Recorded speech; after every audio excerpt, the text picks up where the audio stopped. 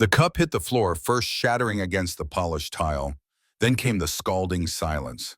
"If I wanted streaks on this glass, I would have hired a blind woman," said Maxwell Drake, the executive director of Pendarvis and Locke.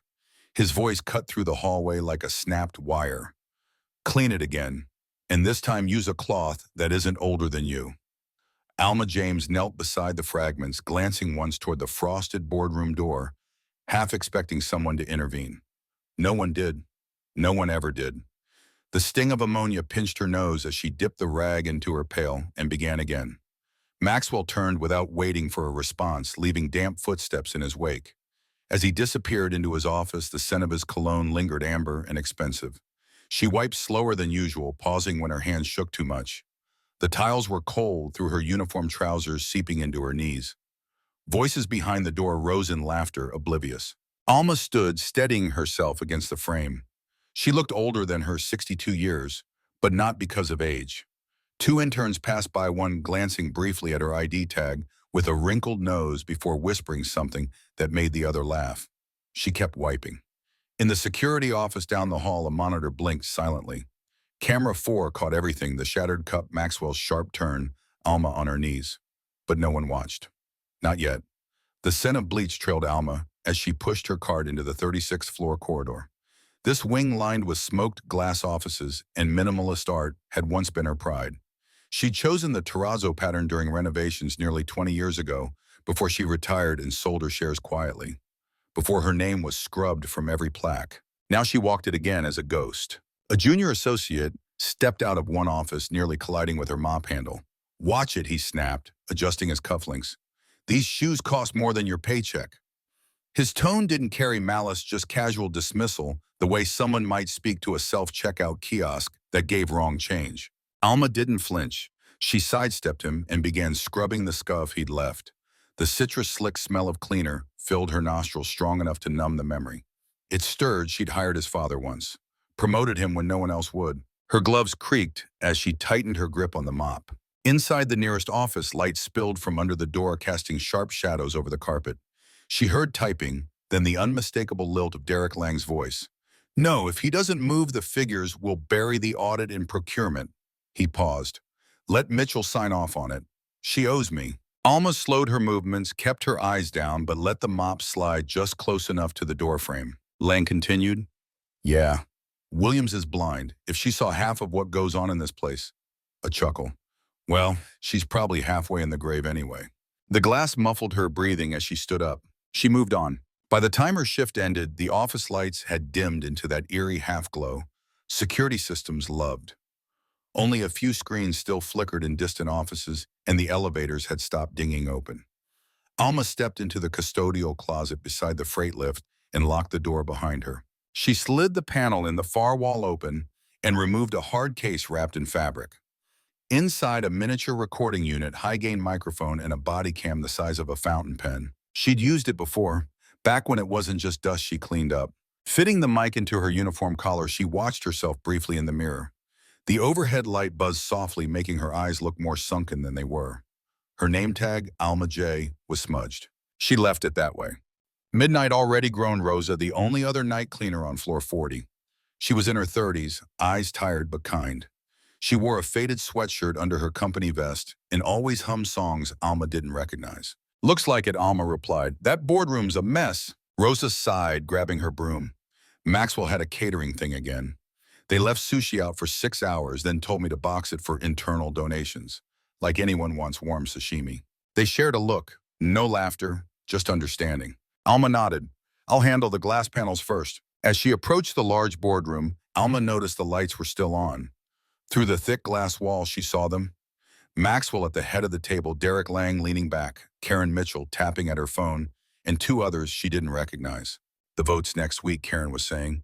"We get her to resign. Before then, it's clean. No scandal, no loose ends." "She's just sentimental now," said Maxwell, sipping something amber. "Williams isn't the threat. Her son might be." "Let him be," Lang muttered. "He's soft. Give him the COO title. Let him spin his wheels." Alma remained still, watching from just outside the edge of their vision. The glass reflected her face back at her, wrinkled, tired, unfamiliar. She backed away slowly and wheeled her cart to the other side of the floor. At 2:45 a.m., she clocked out and descended the maintenance stairwell to the parking level. The air grew damp the farther down she went, and by the time she reached sub-level 3, she could smell the oil leaks pooling beneath the delivery trucks. She climbed into her van, locked the door, and pulled a small drive from her pocket. She plugged it into the dashboard monitor and reviewed the audio from the past 3 hours. The voices came through clearly. She let it play once, then again. Not for confirmation, for clarity. Back when she ran this company, she'd built in redundancies, fail-safes, a second whistleblower line routed to her private archives, a third-party compliance firm on retainer under a shell subsidiary. Everyone assumed she'd given up control when she stepped down, and technically she had. But Alma James had never stepped away. Not really. She ejected the drive, tucked it into a labeled envelope, and slid it into the glove box beside 5 others. One for Maxwell, one for Lang, one for Karen, one for the board. And the last labeled for him, she tapped twice with her fingers, then closed the glove box. Her hands smelled faintly of bleach. She started the engine. The van's rumble echoed against the concrete, then disappeared into the dark. The following night, Alma returned an hour earlier than scheduled. The freight entrance was quiet, the security guard nodding off behind tinted glass. She keyed herself in with the override badge, an artifact from a time before these men learned how to manipulate power with soft smiles and crooked balance sheets. The building was dim steel gray in the early evening shadows, humming faintly with climate systems and old secrets. She preferred it this way. Before the interns filled the halls with perfume and arrogance. Upstairs, the executive wing was already lit. Alma wheeled her cart past the glass partitions, careful not to glance into the open offices where names like Maxwell Drake and Kay Mitchell were etched in gold leaf. Her boots squeaked once rubber on polished tile, but no heads turned. She was invisible again. Tonight, that was the point. The janitor's closet on floor 44 was larger, used less. Alma pushed the false wall aside, revealing a slim terminal built directly into the concrete. She wiped away the dust and keyed in a 7-digit passcode. The screen flickered. Archive record enabled, secure tap active. Channel 7B, audio link. Live camera link. Online. She patched the feed directly to a second device in her vest. Tonight wasn't just for observation. It was for leverage. Downstairs, Maxwell Drake leaned against the bar cabinet in the boardroom, pouring something dark into 2 short tumblers. The sleeves of his navy suit were rolled just enough to look casual, expensive. His hair was perfectly combed as always, but his eyes were restless. Across from him, Karen Mitchell sat with legs crossed, scanning a tablet. Audit suppression worked. Legals signed off under pretense of backlog, as long as no one asked questions. Maxwell handed her a drink. They won't. The old woman's ghosted, her son's still playing community leader with the interns. Karen glanced up. What if he isn't? What if he's sniffing around? The rumors about missing funds and procurement are getting louder. Maxwell scoffed. He doesn't have the stomach. I trained him. Remember, kid wants everyone to like him. People like that never go for the jugular. In the ceiling vent above the boardroom, the hidden mic recorded every word. A soft red light blinked twice and disappeared. Alma moved like she belonged because once she had. She cleaned the eastern stairwell, scrubbing around the baseboards just long enough to catch the echo of Derek Lang's voice bouncing between landings. He was on a call, pacing hard tie, loosened cufflinks missing. I told you next quarter, he hissed. No, I don't care. Bury it under training incentives. Use Mitchell's budget. He stopped 2 landings above, voice lowering. What do you mean she's asking questions? Who? There was a pause. Alma crouched lower, pretending to scrub gum off the concrete. Her knees ached, but she stayed perfectly still. Lang cursed under his breath. No, we shut it down now. Accelerate the transition. Drake moves up. We lock the board before Williams figures it out. His shoes clacked on the metal steps as he climbed out of range. Alma rose slowly, her palm pressed against the wall to steady herself. The faint scent of rust from the stair railing lingered on her fingers. By 10 p.m., most of the lights had gone out across the building. But Alma stayed. She took the elevator to the 47th floor corporate archives. Few people came up here. The lights were motion-triggered, flickering into life, 1 row at a time, as she passed by the old record cabinets. In the back, behind a rolling shelf marked Old HR. PRE 2010, she stopped. She reached behind a thin metal panel and removed an envelope dust-covered and sealed with wax. Inside, a signed transfer document, a timestamp, and the original copy of the agreement that gave her controlling shares for 5 years post-retirement with clause revisions never filed by legal. They thought it expired. It hadn't. She stared at the paper for a long moment, thumb brushing against the raised signature seal. Then she folded it carefully, slid it back into the envelope, and placed it into a second folder marked Janitorial Contracts. She wheeled her cart back down the corridor, the low hum of the building vibrating through the soles of her boots. That weekend, she met with Malik. He sat on the bench in Bryant Park Hood, pulled low earbuds in, but not playing. His hands were calloused, his knuckles worn from fights he hadn't started. He stood as Alma approached, gave a curt nod, then sat again. "You sure?" he asked, watching the fountains dance behind the line of sycamores. "I am." Malik took the flash drive from her coat pocket without looking at it. "If even a third of this is legit, you know what happens next." "They'll deny it." "Not to me." She nodded. "Release it when I call, not before." Malik leaned forward, elbows on knees. "You're not just cleaning floors, are you?" Alma's mouth twitched. Not a smile closer to memory. "No," she said. "I'm cleaning house." Sunday night, the building was quiet again. Maxwell arrived late, annoyed. Karen had texted twice asking if he'd seen the anonymous email. Lang hadn't responded at all. The subject line read 7 hours of audio. You're in all of it. Maxwell poured a drink, palms damp. He didn't see the note under his door until he turned around. It was printed on thick cream stock, folded once.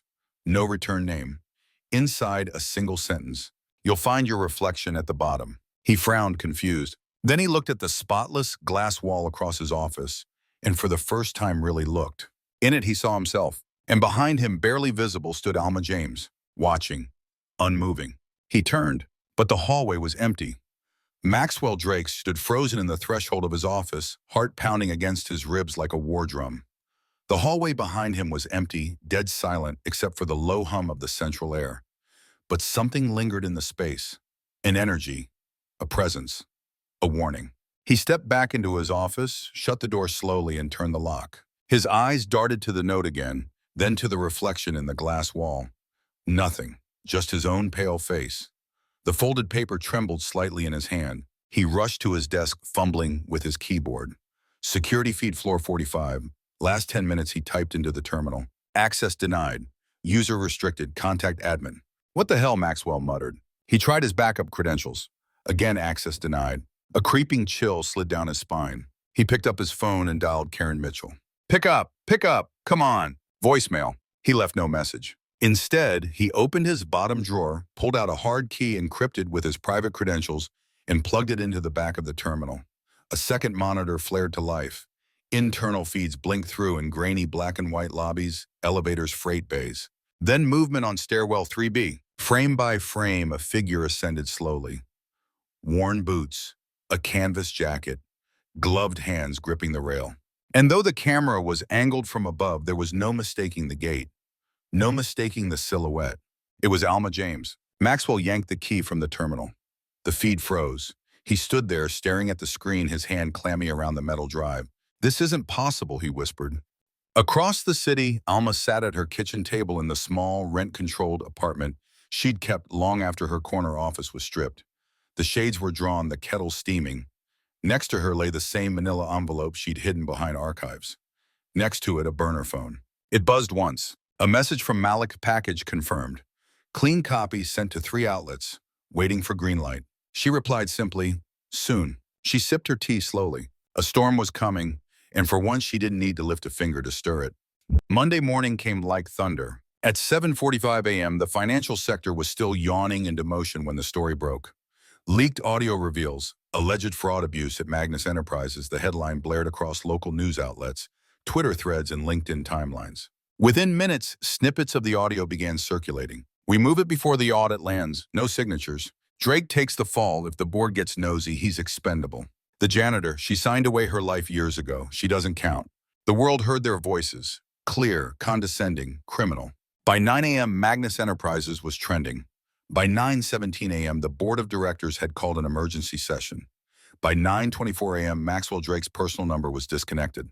In the lobby of Magnus Tower, reporters swarmed. Karen Mitchell emerged through the revolving doors, flanked by 2 corporate lawyers, her sunglasses doing nothing to shield the panic on her face. Microphones jabbed toward her like spears. "Ms. Mitchell, care to comment on the recordings? Did you authorize the budget cover-ups?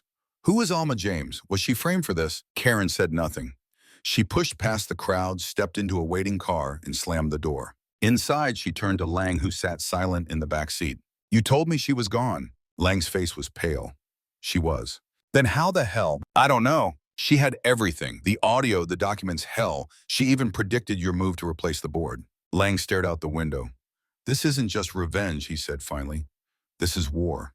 Upstairs, floor 45 was chaos. Maxwell Drake paced in his office, hands trembling. Half his staff had walked out. The other half had barricaded themselves in legal counsel's domain, trying to calculate the damage. He didn't answer emails anymore. The blinking red light on his office phone might as well have been a countdown. Then just before noon, the elevator chimed. He looked up sharply. No one had scheduled a visit. Not today. The doors opened, and Alma James stepped out. Not in janitor's gear, not in gloves or boots. She wore a charcoal suit, clean lines, pearl pin at the lapel. Her hair was pinned back, her shoulders square. She walked past reception, past stunned interns, straight into the executive conference room. Maxwell stood there, mouth slightly agape. "You," he croaked. Alma nodded once. "Me." He recovered quickly, though not gracefully. "What do you think this is, Alma? Some kind of show? You think you'll waltz in here and scare me with your little leaks?" She placed a folder on the table and slid it across. Maxwell opened it. One glance at the documents inside made his blood run cold. "Shareholder restoration clause," she said calmly. "Signed, dated, never rescinded. You covered it up. I still have 17% plus voting proxy from 3 others who resigned this quarter." He looked up, panic dancing behind his eyes. You don't have enough to call a vote," she interrupted. "No, not yet." She stepped closer. "But enough to trigger an emergency oversight investigation through the SEC. And enough to freeze your accounts while the ethics committee reviews your internal controls." His mouth opened, but no words came out. Alma leaned in. "And enough," she whispered, "to make you finally understand what it feels like to be small." By 2:00 p.m., it was official. Karen Mitchell and Derek Lang resigned to focus on personal matters. Maxwell Drake was placed on administrative leave pending an internal probe. All existing board votes were paused, and Alma James was reinstated, this time not as an employee but as interim chair of oversight and internal governance. She didn't smile during the press release. She didn't need to. Her silence was its own thunder. That night, Malik sent her a final message. "It's done. The house is clean." She replied, "For now. Sweep the ashes. We build next." Alma walked past the windows of Magnus Tower one more time before sunrise. Her reflection shimmered beside the golden logo. She wasn't just cleaning anymore. She was rebuilding the whole damn house with fire. The room was quiet, too quiet. Not the usual hush of late hours or closed-door meetings, but a waiting quiet like breath held just before impact. Alma stepped into the supply closet, flicking on the overhead light that buzzed faintly before catching. The soft hum was the only sound as she closed the door behind her, leaned her back to it, and exhaled. She reached for the file folder she'd taped under the bottom shelf. The edges were curling from humidity, but the contents remained dry. Printed names, payroll records, security clearance copies, all accumulated over 5 years of silent observation. Her fingertips hovered over a page marked with red ink, Jameson T. Expense audit. 3 flagged entries. Her notes were clean, methodical. Every document linked to someone who had sneered at her, underestimated her, or forgotten she existed. The scent of industrial bleach hung in the air, sharp, unignorable. Alma tucked the file into the canvas tote she used for emptying trash bins, zipped it, and checked her watch. 11:42 p.m. Enough time. She stepped back into the hall. No one crossed this wing of the building after 10 unless they had reason. She moved briskly toward the elevator, her gait fluid and practiced. The security desk on the first floor would be her only obstacle. She needed 3 minutes of distraction. Just 3. From her cart, she pulled a thermos. The coffee inside was hours old, but she poured it into the wastebasket near the elevators. Then she pressed the emergency spill button on her cleaning remote, a hidden feature, a glitch she'd discovered in the smart system years ago. The floor sensor triggered a silent alert to the desk biohazard spill, level 4. Downstairs, the guard named Travis jolted awake, rubbing his eyes as the screen pulsed red. Alma stepped into the elevator. The doors closed before anyone could look up. 20 seconds later, she was on floor 18, the accounting floor. The overheads were on motion sensors and flickered to life as she walked through. Rows of cubicles bathed in sterile white light stretched ahead. Her cart rolled silently across the carpeted floor. She stopped at desk 18C. Whitney Barnes read the nameplate. Alma opened the top drawer with a paperclip she'd bent into a key weeks ago. Inside energy bar wrappers, a spare charger, a pink highlighter, and a folder marked Q4 billing reviews. She removed the folder and placed it in her tote. One row over, she paused at desk 18F, Jameson Trent. This one was locked. No matter. Alma reached under her coat and removed a flathead screwdriver she'd kept in her waistband. 2 precise turns, a click. The drawer opened. Inside was a black journal. Not the company-issued notebook that employees kept, but a personal one. Alma didn't touch it. Instead, she took the manila folder next to it, Vendor Summary 2024. Pages fluttered as she flipped through. Inflated costs, fake vendor names matching signatures.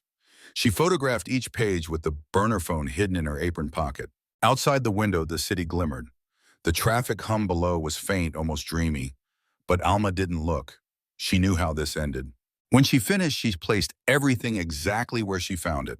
The cart rolled forward again. At the far end of the floor stood the executive office of Charlene Vickers, the company's COO. Charlene never interacted with Alma, never once offered a smile, a word. But Charlene's name had shown up in the audit logs multiple times. Alma had hesitated before, not tonight. The glass doors were fingerprinted.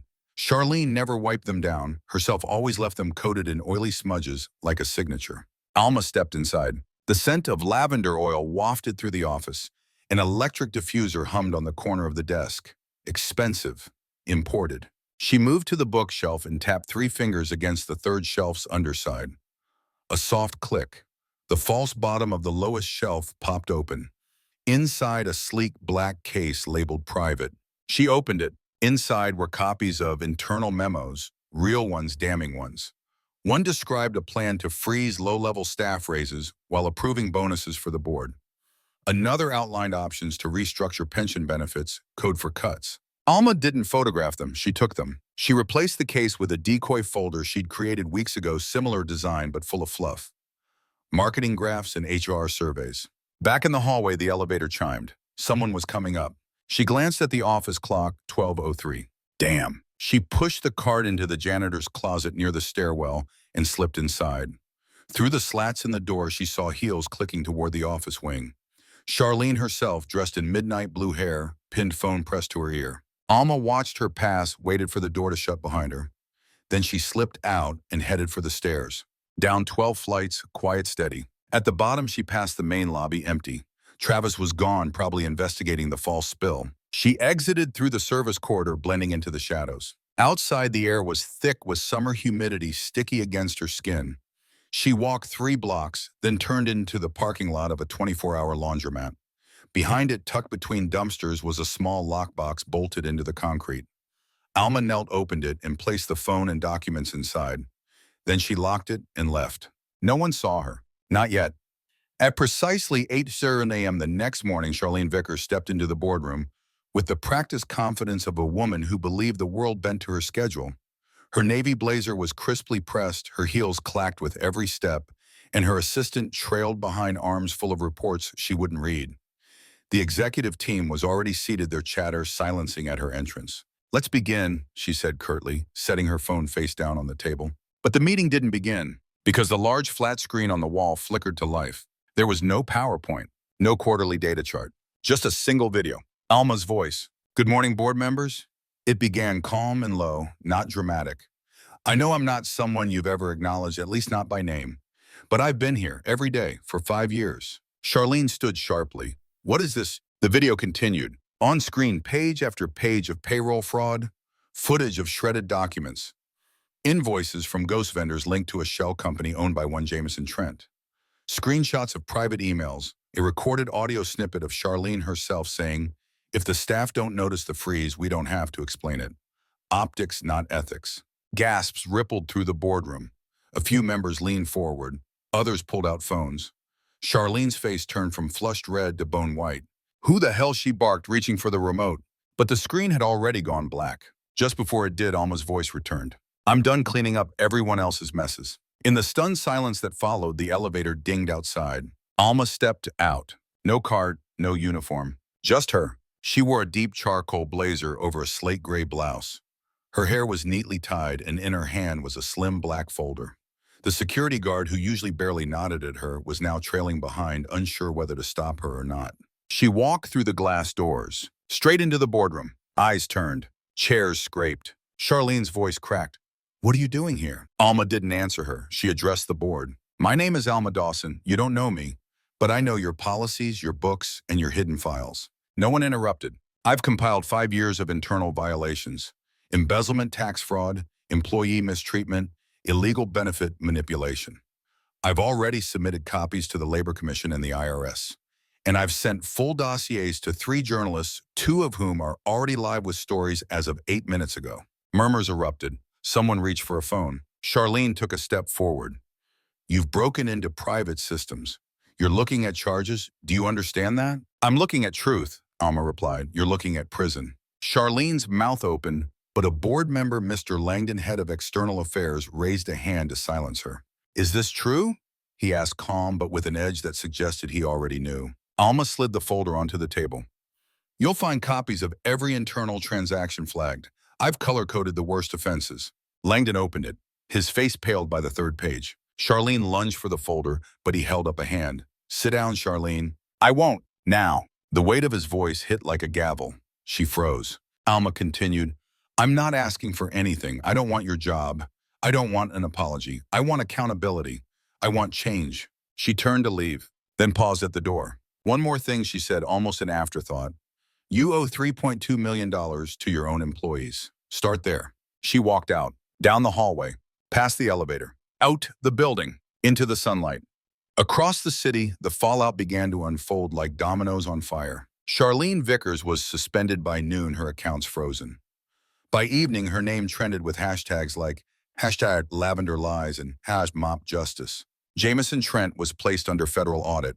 Whitney Barnes deleted all her socials. And Alma disappeared. She didn't go home. Not to her cramped 1-bedroom apartment, or the familiar coffee shop, or even the corner booth at Benny's Diner. She went to a modest library branch in West Midtown, checked into the computer lab, logged into an anonymous server, and watched as the company she once scrubbed coffee stains for burned under the weight of its own rot. That night, she sat on a bench in Liberty Square, a quiet place between fountains and statues of people who never knew her name. The summer air was warm, the cicadas loud but peaceful. An older man sat beside her. He looked like he'd been watching the news, judging by the radio still playing in his pocket. "Crazy story, huh?" he said. Alma glanced over, a faint smile playing on her lips. "Yeah," she said, "real wild. Some cleaning lady bringing down the whole house?" He chuckled. Alma didn't respond, just looked out at the square, the city lights blinking like distant stars, and whispered more to herself than anyone else. "Clean enough to start over." 3 days later, Alma Dawson's name finally surfaced. It wasn't leaked by the press or revealed by the company. It was whispered through social media threads, private message boards, and then loudly by a young whistleblower from inside the HR department. "Her name is Alma Dawson," he tweeted. "She used to clean our floors. She's the one who brought the tower down." The post exploded. Hashtags flooded in. "Thank you, Alma, to stay in clean house, Queen Ash from janitor to justice." People began sharing their own stories about being invisible, overlooked, stepped on.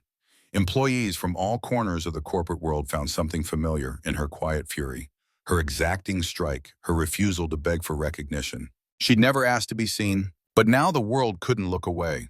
Elsewhere at Hartley and Bay Legal Group, a sharp knock echoed against a glass-walled office. Inside, a tall woman with silver-streaked hair looked up from her laptop. "Come in," she said. A junior associate stepped in holding a printed dossier. "It's about the Dawson case." She raised an eyebrow. "The whistleblower?" The associate nodded. "We believe she has grounds for class action if she wants it. Retaliation, wage theft, RICO even. What she uncovered was a whole network of systemic abuse. We'd be representing not just her, but the entire custodial staff. Maybe more." "Does she know?" "No," the partner smiled. "Let's find her." Meanwhile, in a quiet corner of the city, Alma stood inside a laundromat, not because she had clothes to wash, but because it was one of the few places she could think. The constant hum of the dryers, the muted rattle of coins dropping, the humdrum of strangers folding underwear.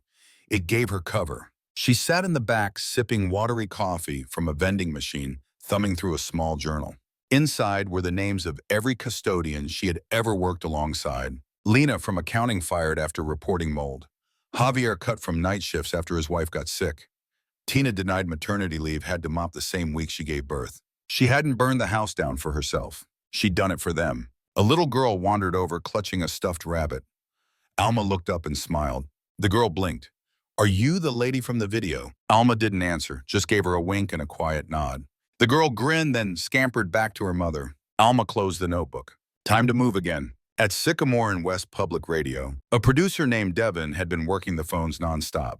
"Her voice is everywhere, but she's a ghost," he said, pacing.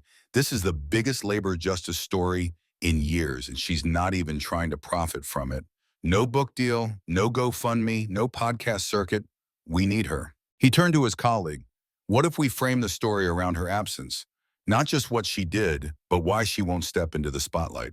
You think she'll listen to a public radio plea? I think she already has a voice. She just chose to use it on her own terms." That night, back at Alma's apartment, she returned home just after sunset.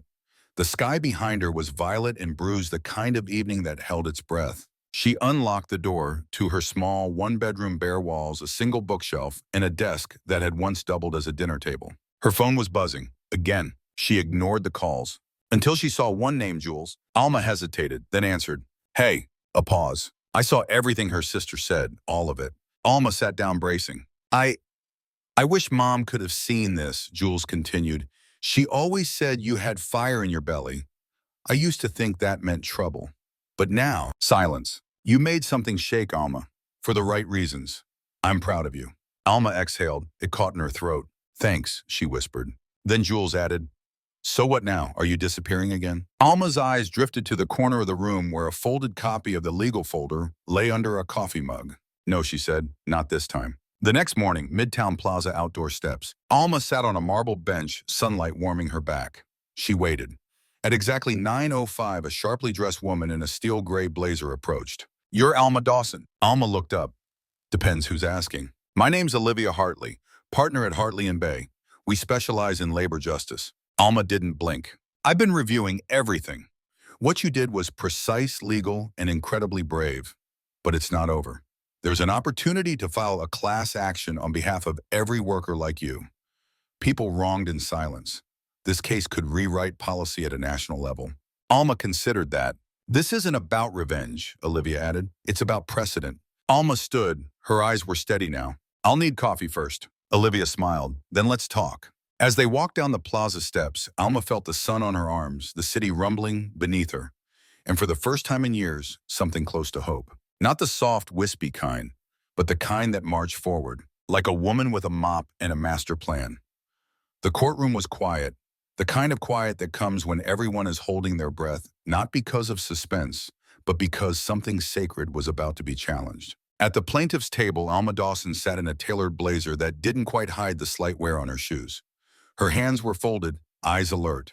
Beside her, Olivia Hartley prepped a binder tabbed in neon colors, filled with depositions, policy violations, and the threat of corruption that had once ruled the tower. Alma swept. Across the aisle, the legal team representing Venshire Capital looked like they were cut from marble, stiff-jawed men and women in navy suits billing $1,200 an hour. Judge Elena Wexler presided, silver curls tucked under her robe, reputation as sharp as a scalpel. "This court is now in session," she announced. The air stiffened. Olivia rose, her voice calm but unflinching. "Your Honor, the complaint we bring today is not about money. It is about a pattern of systemic exploitation, about the use of subcontracting to strip workers of rights, dignity, and recourse. Miss Dawson's story is only the first." She paused, then added, "But it won't be the last." Behind them, the gallery was packed. Janitors, line cooks, office staff, people who had once been invisible in corporate corridors. They weren't invisible now. The night before, Alma's apartment. Alma sat at her desk, flipping through the court documents. Every now and then, she would run a finger over the name on the top of the complaint, Dawson et al. V. Venshire Capital Holdings. She still couldn't believe it. She hadn't planned this far ahead. At first, it was about ending something, burning the tower down so no one else had to climb it on bloody knees. Now it was about beginning.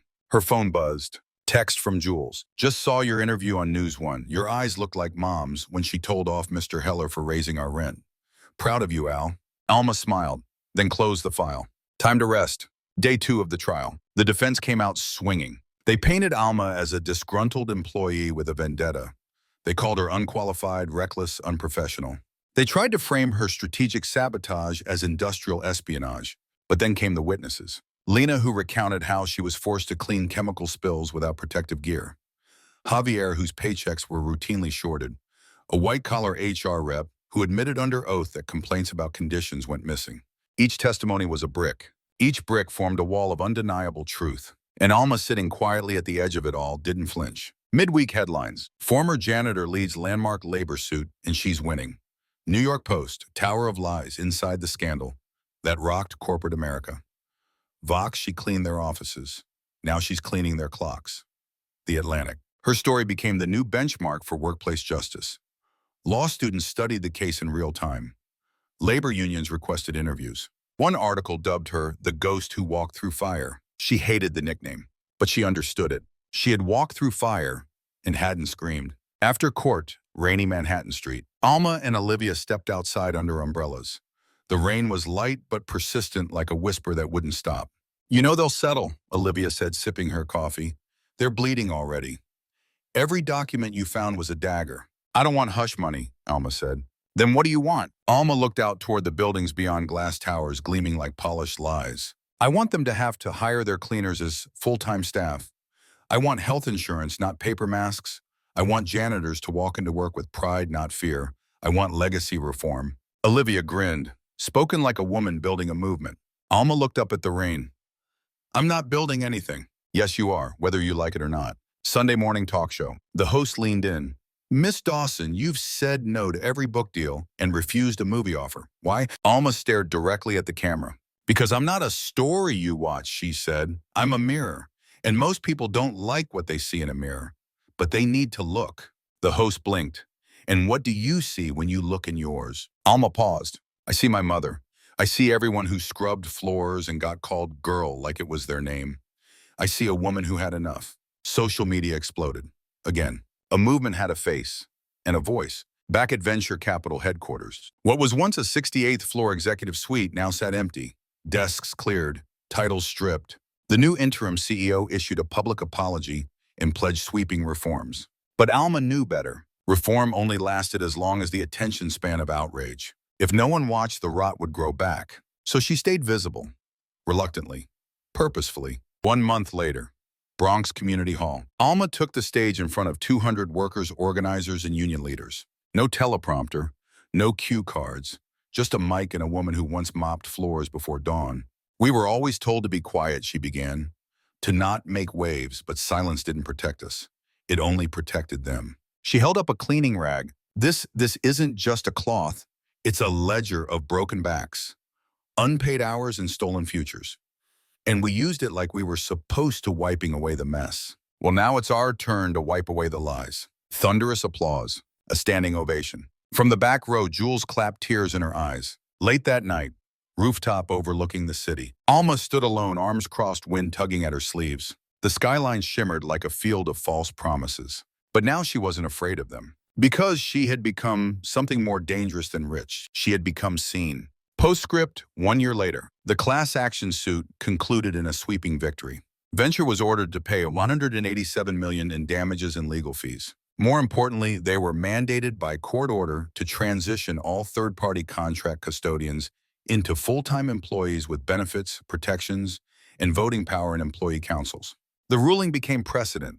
Universities, tech firms, real estate developers, everywhere the ripple spread. Alma refused any payout. Instead, she used her portion to establish the Dawson Equity Fund, a nonprofit focused on labor rights education, legal defense, and community advocacy. She never moved out of her modest apartment. She still rode the subway, still wore her sneakers. But now when she walked through Midtown, strangers nodded. Sometimes they whispered, "That's her." And every time, Alma would smile just slightly, because the fire in her belly had found its shape. And it wasn't revenge, it was revolution. Alma entered the building through the rear freight entrance, the one staff barely acknowledged. A cold gust of wind swept through the corridor, dragging in leaves and a scent of exhaust that clung to her coat. She paused at the maintenance closet, unlocked it, and retrieved a fresh pair of gloves in a sealed plastic container she had stashed weeks ago, containing copies of internal memos Maxwell thought had been deleted. She slid them into her purse beneath a stack of rags and cleaner bottles. The elevator to the executive floors hummed softly, gold-trimmed and absurdly silent. She'd cleaned its buttons hundreds of times, each press smudged with entitlement. Now she pressed 28 with gloved fingers and watched the numbers light up like a countdown. When the doors opened, the floor was empty. It was early, well before staff usually arrived, and Maxwell wouldn't be in for another 30 minutes. Alma moved quickly, heading straight for the boardroom. She unlocked the janitor's supply hatch across the hall, inserted a key she had copied, and withdrew a sleek black case. Inside, a modified air purifier unit fitted with a discreet recorder and signal repeater.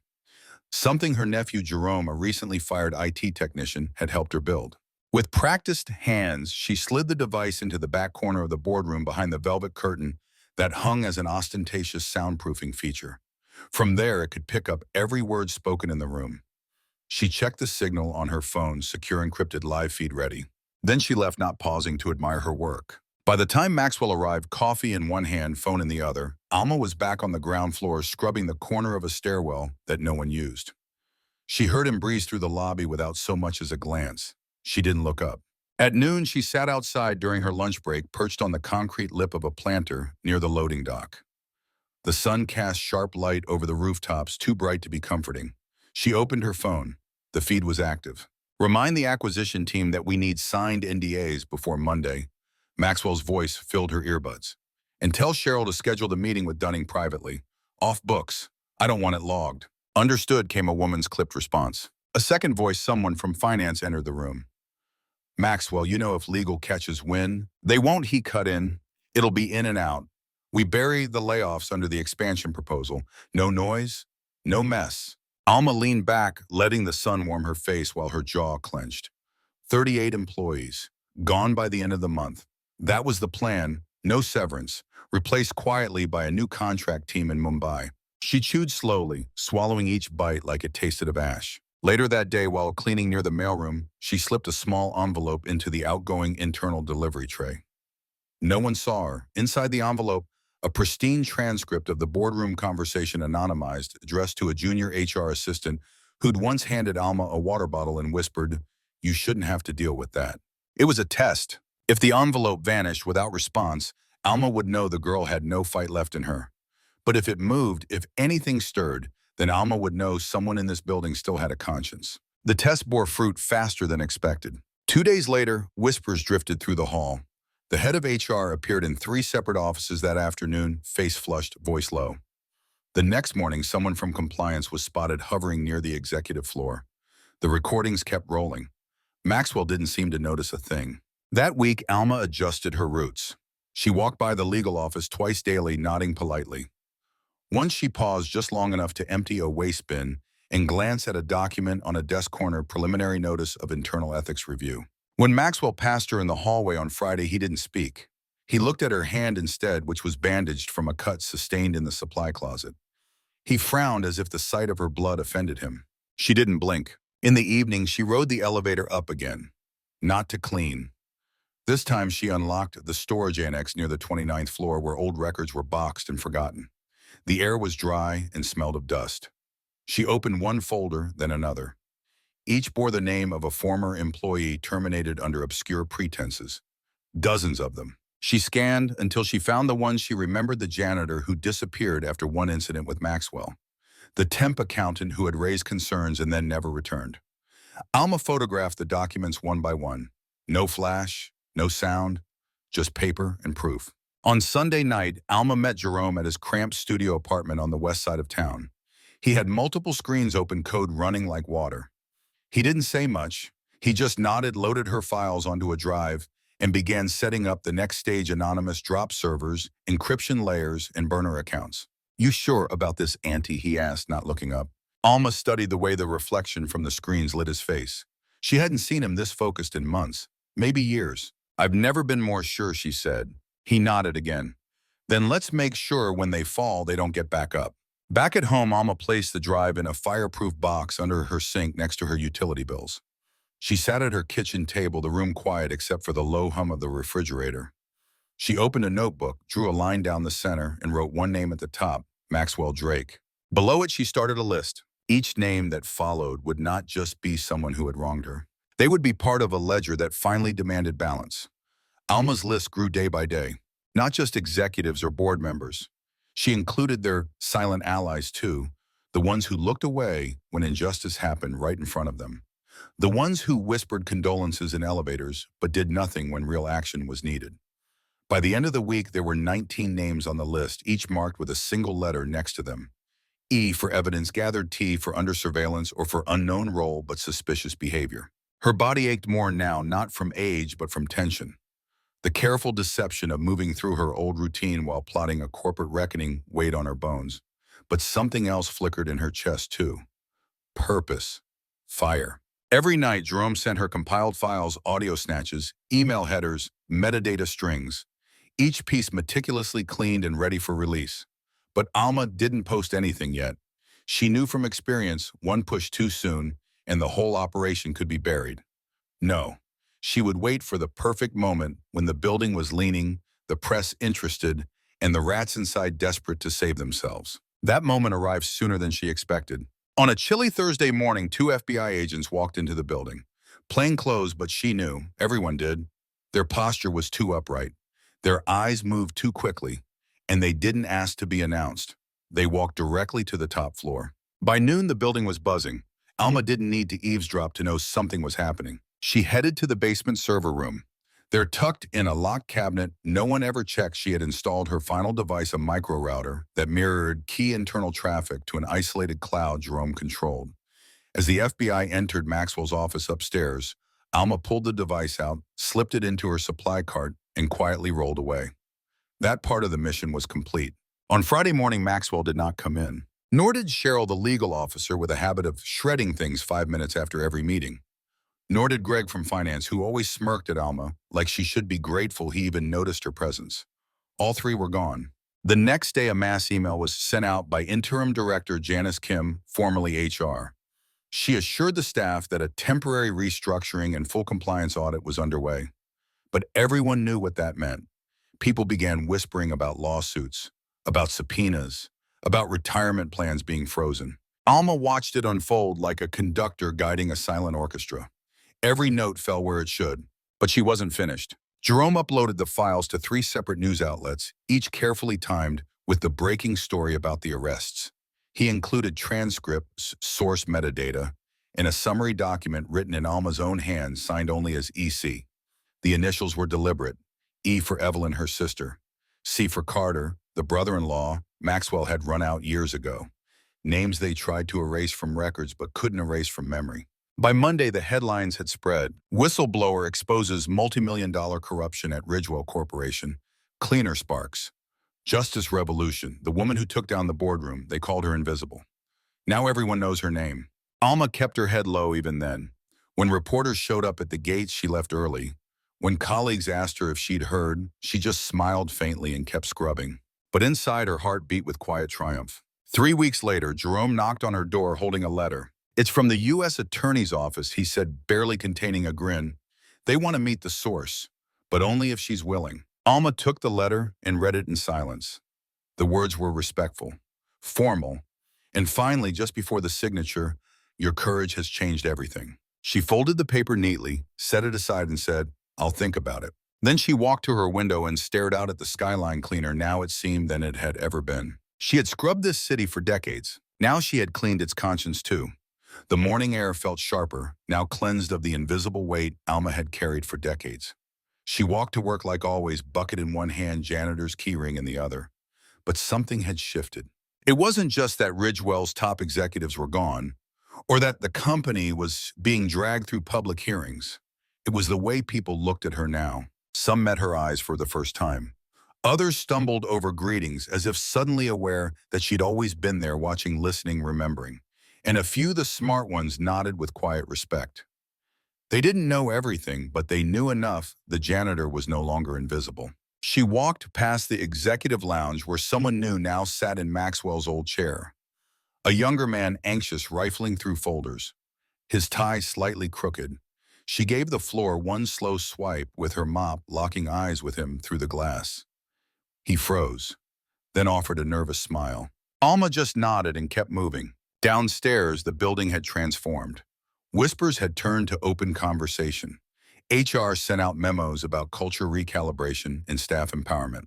There was even a new initiative called Voices from the Ground, a panel series where non-managerial staff could speak freely about ethics and accountability. They invited Alma to speak first. She declined. "I've said enough already," she told Jerome over coffee that evening. "Let others raise their voices now. It's their turn." Jerome, now doing side consulting for a nonprofit investigative group, chuckled. "You know they're scared of you now, right?" "They should be," Alma said, sipping her tea. "Not of me, but of what I represent." "What's that?" She looked out at the sky, the last light of dusk pooling in the clouds like bruised watercolor. Then she said, "Proof that one woman with a mop, a memory, and a spine can break the whole machine if she stays quiet long enough to hear where it creaks." A week later, Alma got a letter from an old friend. It was handwritten, blue ink on yellowed stationery. "Alma," it began, "I saw the news. I knew. I knew you were behind it. You always said you'd get them one day. And girl, you did. I'm in Atlanta now, got remarried, 2 grandkids. But watching the hearings and seeing those smug bastards sweat, I felt young again. Like we were back in that basement hiding your tapes.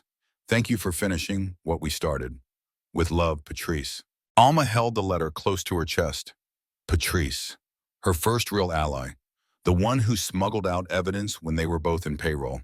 The one who warned Evelyn not to sign that one document that could have saved her job but incriminated Maxwell, and who paid the price when she refused to falsify a report. They fired Patrice within the week. She'd vanished after that. Now Alma wrote back, "Dear Patrice, we never forgot. Your part mattered. Your silence bought time. And now the world knows. Come visit if you're ever in town. I'll have tea ready, always a." Another week passed. This time a new invitation arrived stamped with an official state seal. "Ms. Alma Jefferson, we are honored to inform you that you have been selected as the recipient of the 2025 Civic Integrity Award given annually to individuals whose actions inspire systemic change, courage, and integrity in public or private institutions." Alma read it twice. Then she laughed. A rich, belly-deep laugh that echoed through her quiet apartment. She didn't want awards. She didn't need applause. But she did appreciate irony. All these years they had called her things cleaning lady, old-timer, background noise. Now they wanted to call her hero. Let them. She agreed to attend the ceremony under one condition: she wouldn't give a speech.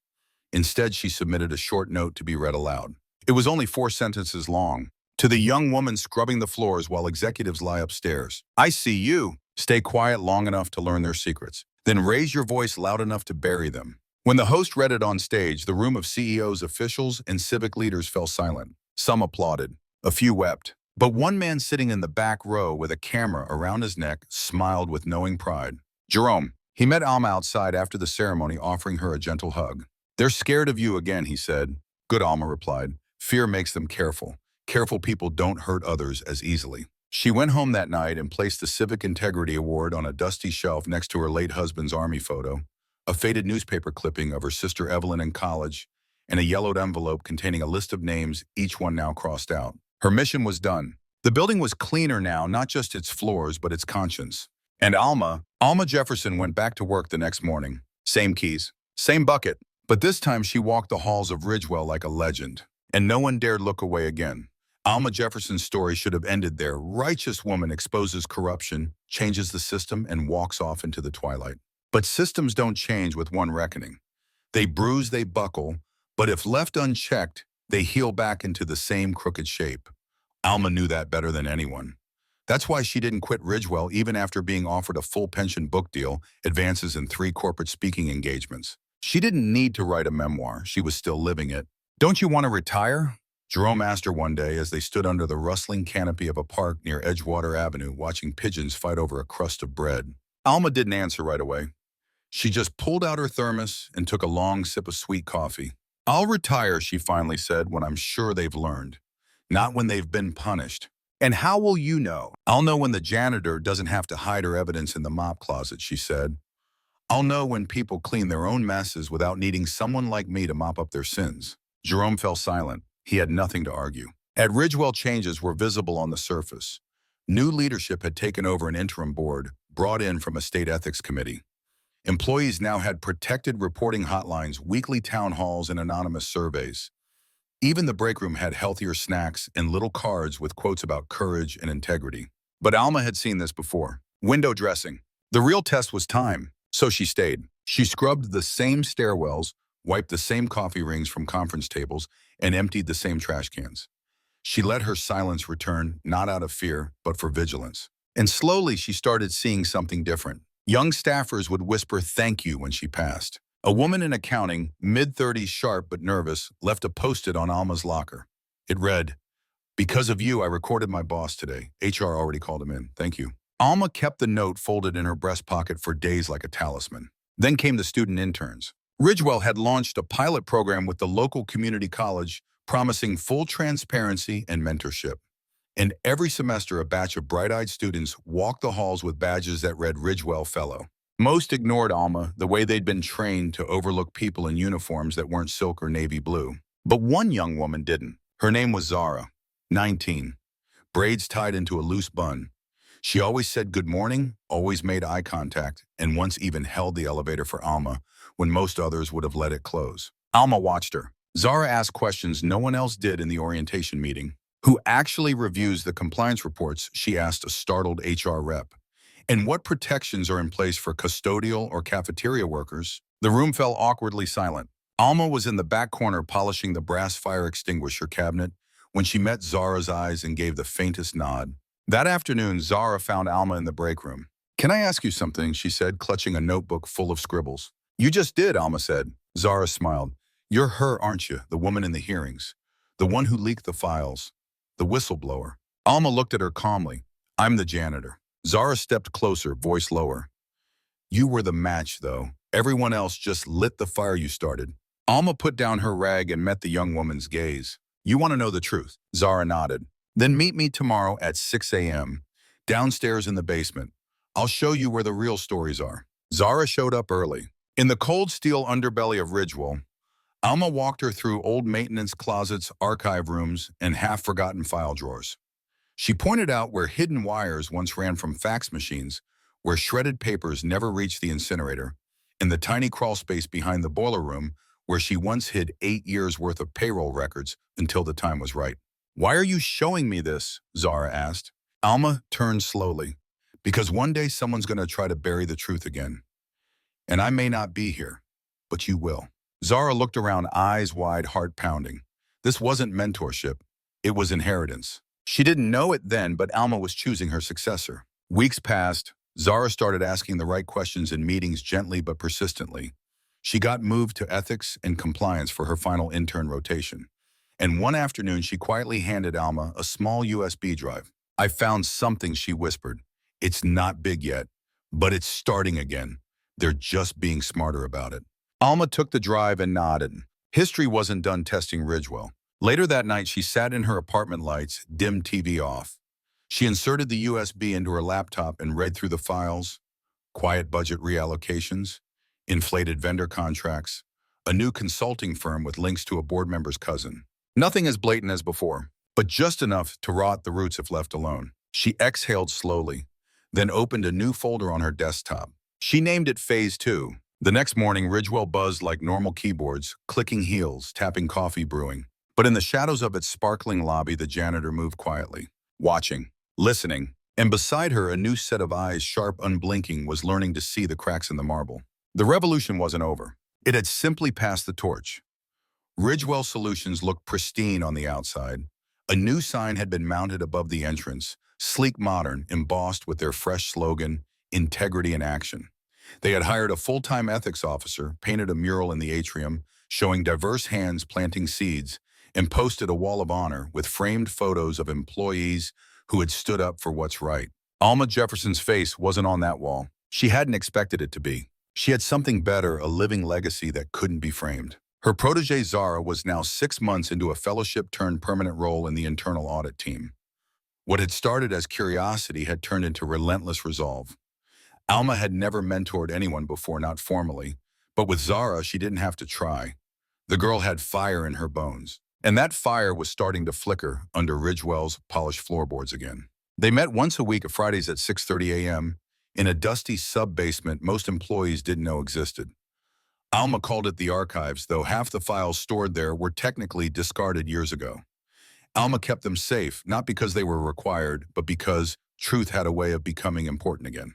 Zara walked in this morning with that same determined look Alma had seen once in her own reflection 25 years ago in the mirror of a bathroom stall after hearing a VP brag about hiding bonuses offshore. "I found something," Zara said, voice tight with urgency. Alma wiped her hands on a towel and gave her full attention. Zara handed over a tablet. "See this vendor?" She pointed to a spreadsheet. "They've been billing Ridgewell for supply chain audits. But the work is performative. No field visits, just recycled reports with new headers." Alma scanned the name. RKC Compliance. Doesn't sound familiar. They're new, just 6 months old. But here's the kicker, they're registered to a P.O. box in Miami. Alma raised an eyebrow. "Let me guess.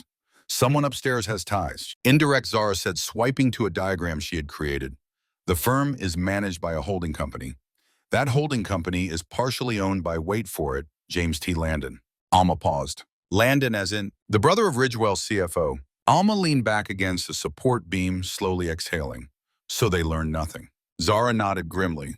"Or they learned how to hide better." For a moment, Alma felt fatigue rise up in her chest.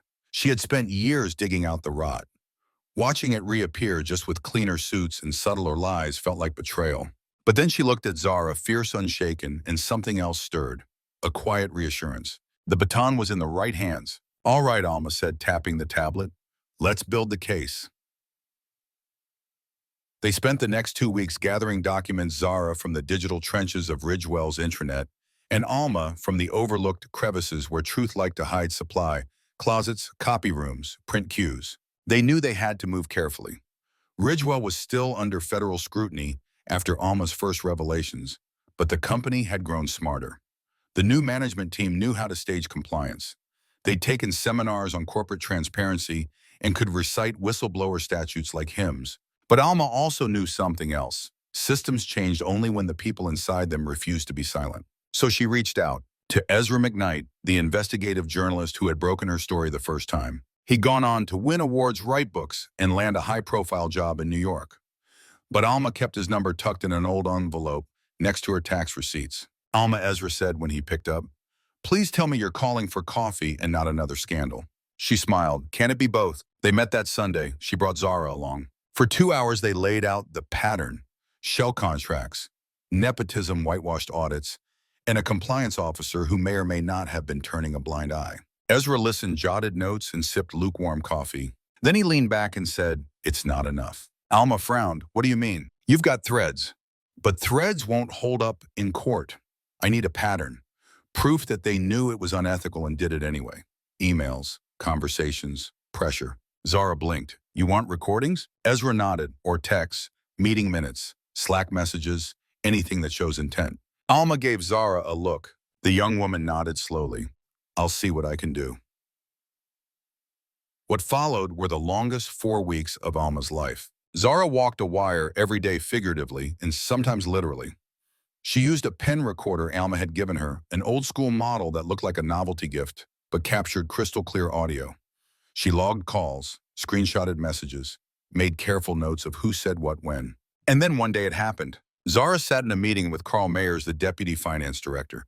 He was explaining why RKC's audit feedback loop didn't require external verification. She asked gently, "But shouldn't we validate the numbers, especially since they're being used in investor reports?" Carl smiled. "Zara," he said, "our job isn't to dig, it's to support. Think of RKC as a formality, like tying a ribbon around a gift we've already wrapped." She pressed, "But if the reports are flawed," he cut her off. "Flawed," he chuckled. "You really think Landon would let a vendor screw this up?"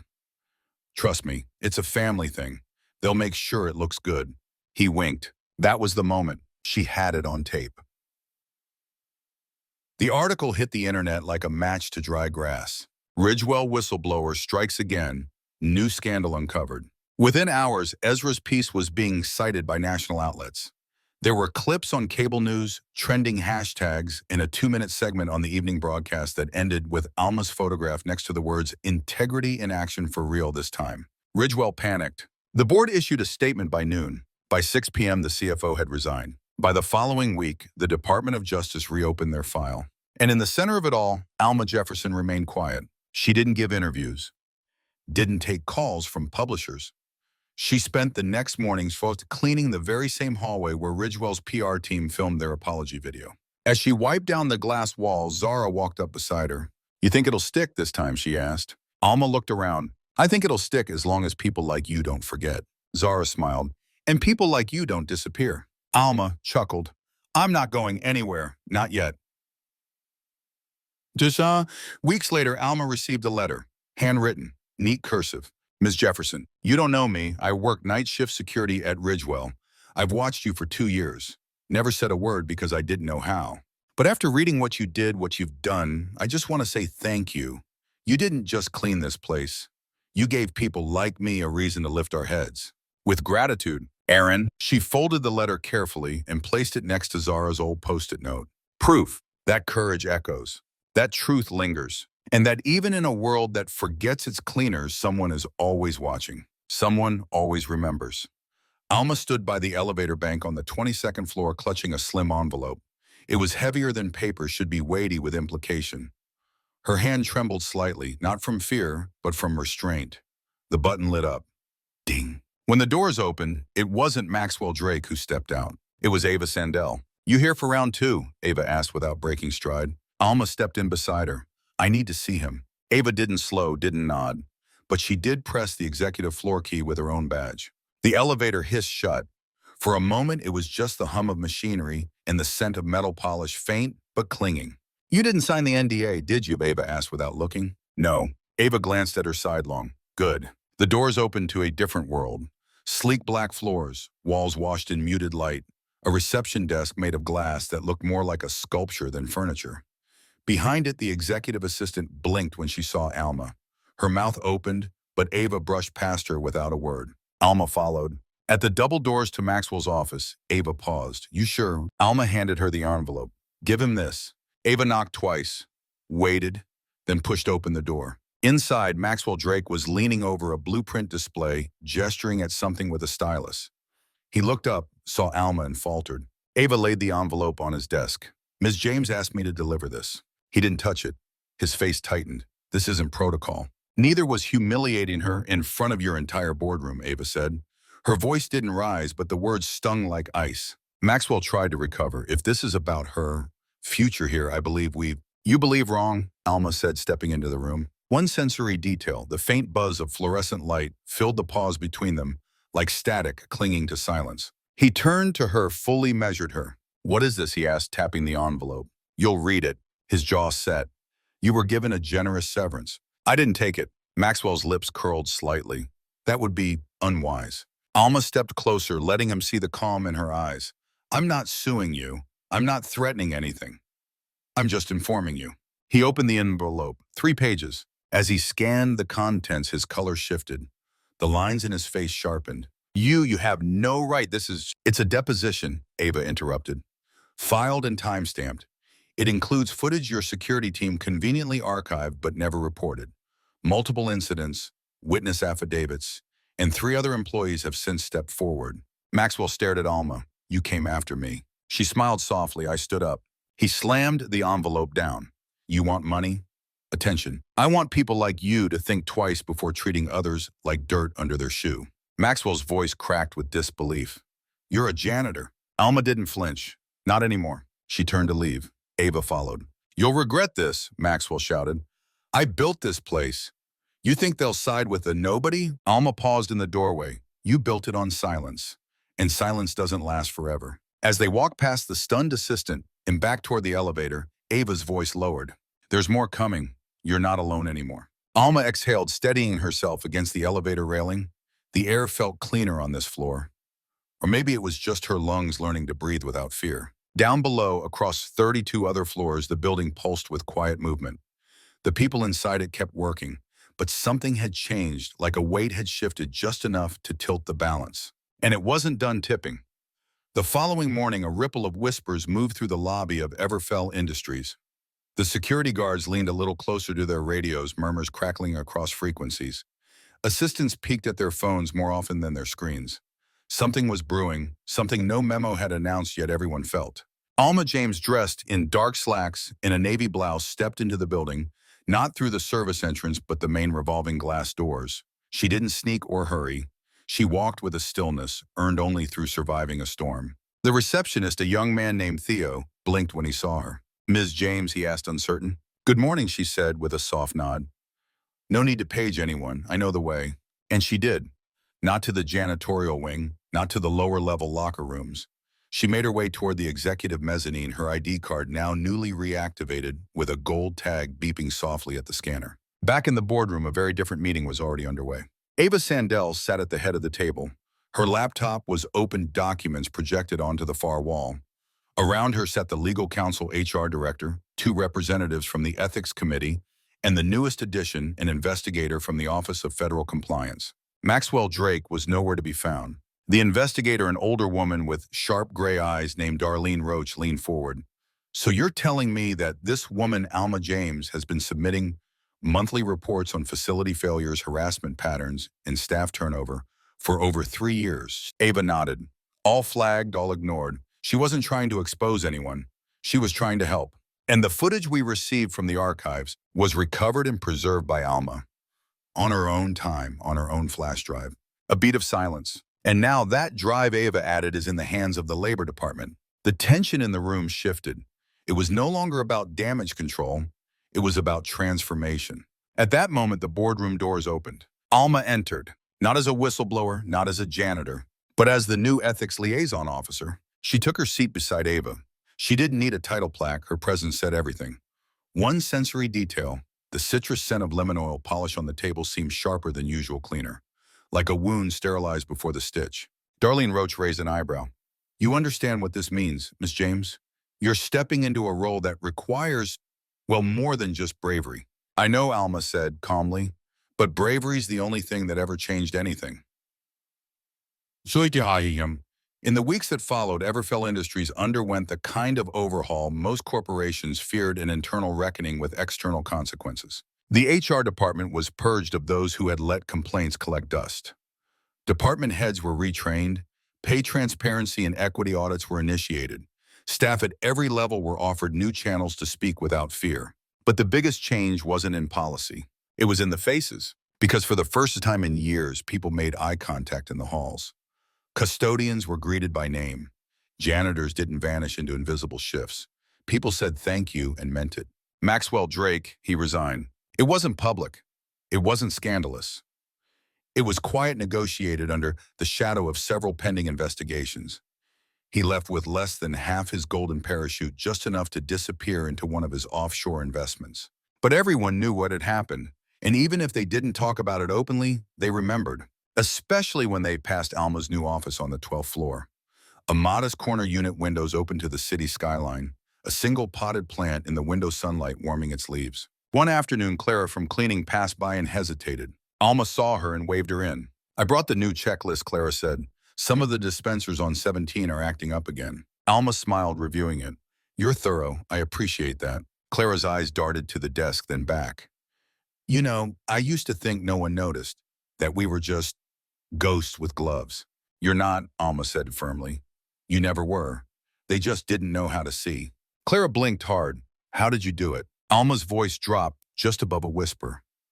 "I remembered who I was before they forgot." And that night, when she turned out the light in her office and looked across the city skyline, Alma felt something rise, not pride, not even justice. Hope, a kind that lingered like the soft hum of fluorescent light after the switch is pulled.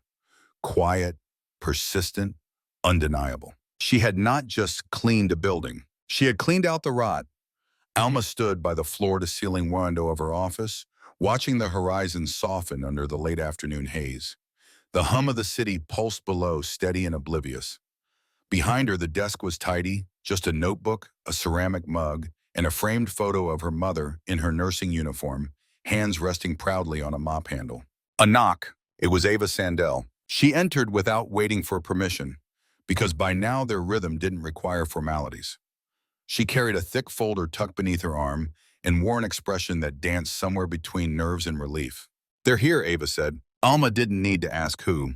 She turned, exhaled, and followed her out. Downstairs in conference room D, the same room where she had once quietly mopped floors and emptied trash bins, while executives made decisions without a glance in her direction, A different meeting was about to begin. But the energy in this room had changed. Seated around the table were 12 individuals, each representing departments once complicit in the silence. Legal, procurement, facilities, human resources. And several new hires, diversity officers, ethics, compliance leads, and external monitors brought in after Ava and Alma's joint policy overhaul. Darlene Roach was there too, seated at the far end, arms folded over her gray blazer. She nodded at Alma as she entered, not with superiority but with acknowledgement. Alma took her seat at the head of the table. Ava stood beside her and opened the folder. This, she began, her voice clear, is not another corporate workshop. It's a reckoning. She passed copies of the agenda around. We are here to discuss the implementation of Alma James's report, the one that cataloged every ignored complaint, every discriminatory pattern, and every retaliatory demotion. There was a rustle of paper, uneasy shifting. No one dared speak first. Until Alma did. I spent 13 years in this building, she said, her voice even. 9 of those I kept my head down and told myself it wasn't my place to fix what I didn't break. I let that mop handle become my silence. But silence, she paused, protects the wrong people. She let the weight of her words settle. Today we name what's been happening. We redesign the foundation not to check a box, but to build something that can't be buried again. A silence followed, but this one was different, respectful, absorbing. First item, Alma said, flipping open her notes, we're reinstating back pay and full benefits for every employee who was wrongfully terminated, including Clara Simmons and Jerome Patel. A few heads lifted, eyes widened. And we're opening a pathway for their return, she added, if they want it. Darlene Roach smiled faintly. That's a hell of a first step. But Alma wasn't done. She turned to the next page. Second item, all department heads must attend an external racial equity training led by a third-party provider. Not a single one of you is exempt. Not even Ava. Not even me. Someone cleared their throat. Alma looked up. Discomfort is the beginning of growth. A beat, then nods, one by one. As the meeting continued, the conversation became less about deflecting and more about accountability, about re-engineering policies from the inside, about rebuilding culture, not just processes. For the first time, Alma wasn't mopping up after the mess. She was redesigning the room that spilled it in the first place. Later that evening, Ava and Alma sat outside the company cafeteria nursing lukewarm coffee in paper cups. The hallway beyond was quiet, polished floors reflecting the low-hanging fluorescent glow. You think they'll follow through? Ava asked. Alma didn't answer right away. Instead, she sipped and watched the slow blink of the exit sign across the hall. They will, she finally said. Not because they're afraid, because now they've seen it can be done. You made them see it. Alma smiled faintly. No, I just stopped pretending not to be seen. One sensory detail, the faint scent of jasmine drifting through the air, vents a remnant of the new natural cleaning supplies Alma had insisted on. It made the place feel less sterile, more human.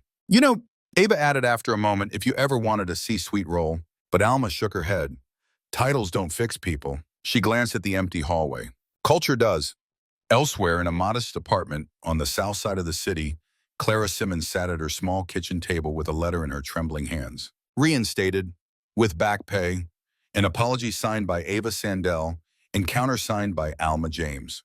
Her eyes welled and she laughed, a choked sound, disbelief and joy colliding. Her teenage daughter peeked from the hallway. Mama, Clara smiled. I got my job back, baby. I got my dignity back.